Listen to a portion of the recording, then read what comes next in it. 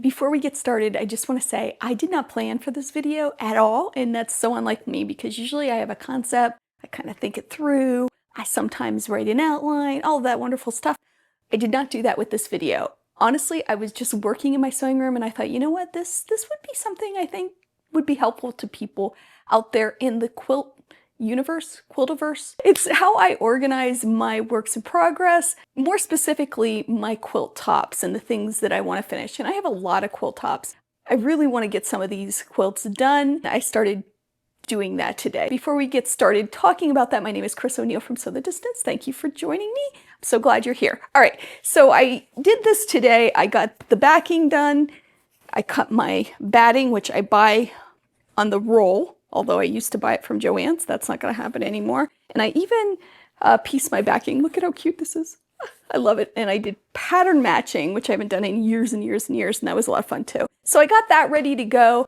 And my goal was to use the walking foot and do a spiral, but I got kind of nervous, went to my closet to get a smaller quilt out to try it on before I do it on a bigger quilt. And that's what led to this video. All right, the other thing I did was I got another quilt and quilt backing ready to go to the long armor. So I do a mix. Sometimes I machine quilt my own quilts and sometimes I send them out. This is my cabinet that I have a lot of stuff in. It's very messy, so please don't judge me. Here we go. Actually, it doesn't look as bad as I thought it did. Pull the camera closer. Again, totally unplanned here. So you can see I have my quilt tops here and I wrap them around boards. See that right in there? Just like I do my fabric. I also have a index card for each of these items in all of my works in progress. Let me grab that. So for all of these quilt tops, there is a card and it has all the measurements and all the details on it. So I can just pull this and match it up and see where I'm at in the progress of the quilt. So let's see here. Okay, this is the quilt I was going to practice on. Here it is. Very, very messy. I have all kinds of notes on it. I have the size of it, which is 51 by 51.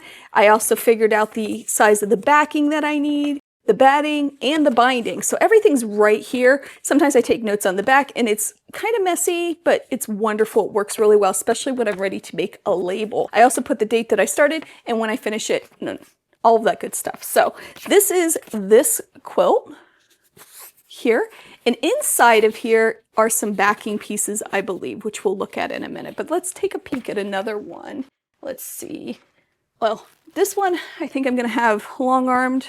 This is a really pretty quilt. This is called Joyful. I don't have a backing for this one yet though, so we're gonna set that down here. Let's see. This quilt, again, I also don't have a backing for this one. This is probably, oh my goodness.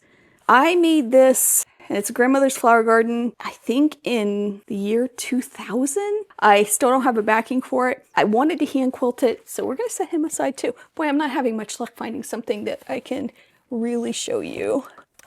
Here, this is good. All right, so this is a jelly roll race quilt top. Let me open this up and show you. I'm gonna move the camera over to my cutting table. I'm also gonna pull the card for this one. All right, so I started this in fall of 2021. This is the backing I have for it, and it looks like, did I piece it? Oh, I even pieced it, look. Or maybe not. Let's see, I did piece it. Look at that. It is all pieced and ready to go with some scraps. And this is a really colorful quilt. I'm gonna put this up on my design board. It needs a really good pressing. Let me move my ironing board. This is what happens when you don't plan this video, right? It's kind of a hot mess.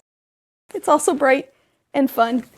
All right, we're back to the cutting table and I am gonna get ready to prep this quilt. And I'm not sure, hopefully the backing is pieced, but I don't think it is. If I remember correctly, I can look on here. In packet, need to cut the backing. Backing has been purchased, I have written down. All right, let's see what we have.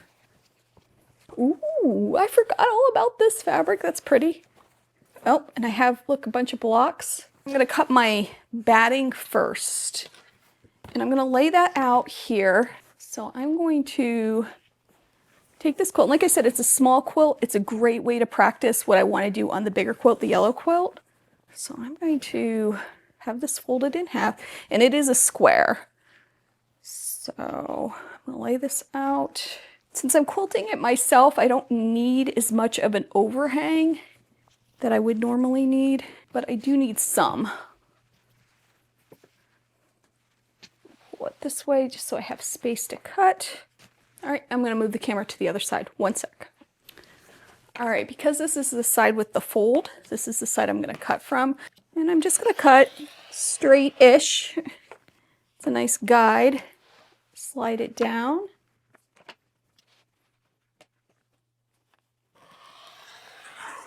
All right, I moved back to the other side here, and I'm gonna keep going with this. Cut it about like 4 or 5 inches, maybe a little less, around the outside so I can get it the size that I need, and then I'll start working on the back. All right, I unfolded it, and I'm just gonna line it up here.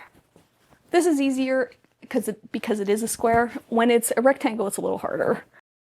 Now I'm not basting it right now, I'm just getting my batting cut to the size I want, that's it.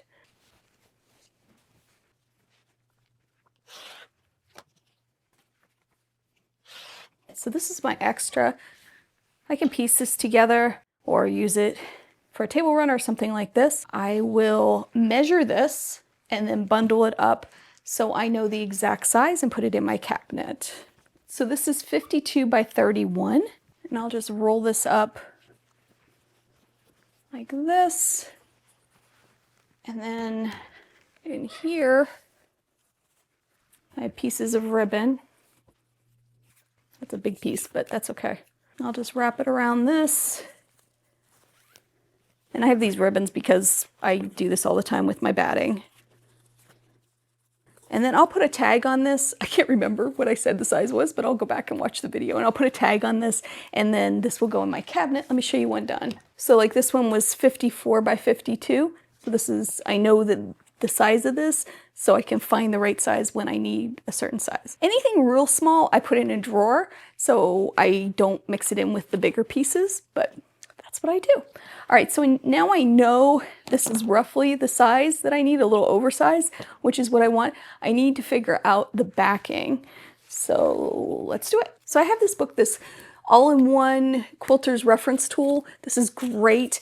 And it has the sizes in here that you need for the backing. Now, my guess is that this isn't enough backing because I have all these other pieces in here, and I don't think I would have done that had I had enough here. So I'm going to figure out what I need. Where's my card? This is why these cards are so handy. So it's 51 by 51. So if I go to the reference sheet, you can also Google this, by the way. I'll try to put some different references in the description so you can see it. So 52 by 52. Oh, I need 3 yards of fabric, and it's a B layout, meaning that the seam is going to be horizontal. All right, so let me see what I have here because I really love this, but I don't think there is 3 yards. Oh, maybe, let's see. Oh my goodness. Okay, there is 3 yards, so I don't know why I have all of the leftover pieces. I don't know, maybe I just wanted the pieces to be together? Okay, so this is the length of the fabric, so you can see that the selvages are on the end.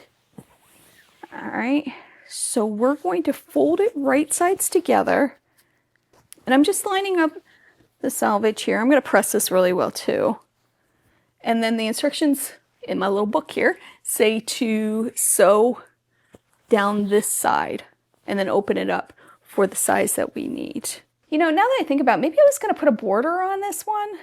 I'm not sure, but I'm not putting a border on it. We're not going to do that. All right, so I'm going to press this, sew it. I'm going to give myself a nice, thick, deep, wide, whatever seam allowance on this because I like to press this open. I'm also going to cut off the selvage afterwards. So let's do it. I'm going to press it and do it.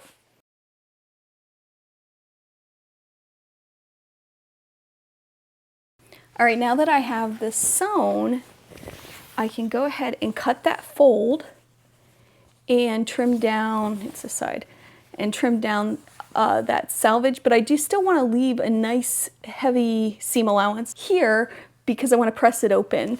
So I'm going to trim first this fold that I made, and I always double check my math because it always scares me. So it's like 56 this way. We need 52, that's good. This way I know is going to be enough. All right, I'm gonna trim this down now. It always makes me nervous though. All right, so I'm gonna cut this fold. It doesn't have to be perfect because it's gonna be all trimmed up. It just needs to be big enough for the backing.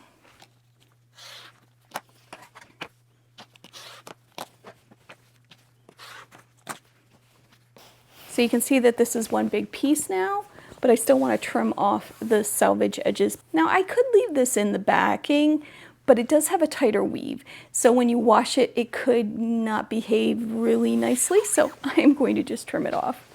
Now the ones on this end will get trimmed off when I trim up the quilt after quilting it. So that's not a big deal. But these I'm going to take off right now.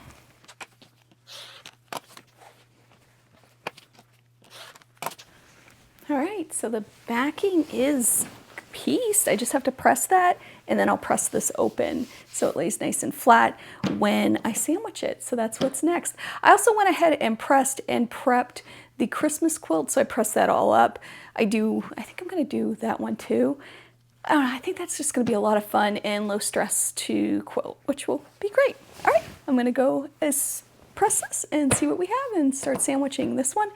So I totally know this was impromptu, but I hope you had a lot of fun seeing me do all of this and get it all together. If you like the style of video of me just doing what I normally do, let me know. I can make more. Hope you have a great day. I hope you take some time to sew, and I'll see you real soon. I'm going to keep on prepping some of these quilts and hopefully get them quilted soon.